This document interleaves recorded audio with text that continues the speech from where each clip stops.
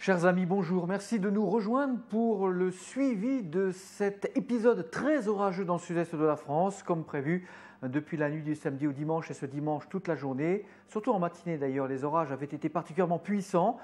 Aux confins du Var et des Bouches-du-Rhône, il a beaucoup plu. On a dépassé parfois en 24 heures désormais plus de 100 litres d'eau par mètre carré au-dessus de Marseille, dans l'intérieur des terres. Les Alpes-Maritimes ont été un peu moins concernées pour l'instant, mais on reste très vigilant. Et d'ailleurs, c'est la Corse maintenant qui subit les plus gros orages. D'ailleurs, je vous propose de commencer avant tout par regarder la webcam de Corté, donc en Haute-Corse. On est dans l'intérieur de l'île de Beauté où c'était véritablement très orageux, bâché, ça reste dangereux. Les cours d'eau peuvent réagir brutalement, notamment les torrents. Nous sommes dans un climat de montagne finalement dans l'intérieur de la Corse.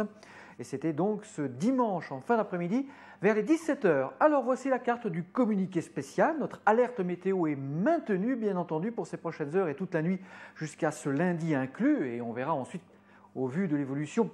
On retirera certainement quelques départements. Pour l'instant, nous les maintenons au niveau d'alerte orange sur la Côte d'Azur, donc depuis les Bouches-du-Rhône, le Var, les Alpes-Maritimes et les deux départements de la Corse.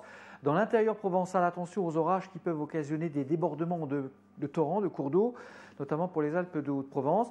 Ça peut être potentiellement dangereux. D'ailleurs, ce qu'il faut craindre dans cette situation, je vous le rappelle, ce n'est pas forcément des phénomènes aussi spectaculaires et aussi dramatiques que les inondations de Draguignan il y a tout juste 4 ans, mais on peut tout simplement avoir des pics, des montées de cours d'eau, de torrents, gonflés par les orages stationnaires. C'était le cas par exemple pour l'Uvaune à Aubagne ce dimanche matin où il y a eu un véritable pic, loin des records bien sûr, mais quand l'eau monte brutalement, si vous êtes en plein jour ou le soir à proximité de ces torrents, cela peut s'avérer particulièrement dangereux. On se souvient malheureusement que vendredi dernier, tout simplement, dans les Hautes-Pyrénées, suite à un orage nocturne, eh bien, il y a quand même eu un mort noyé à déplorer.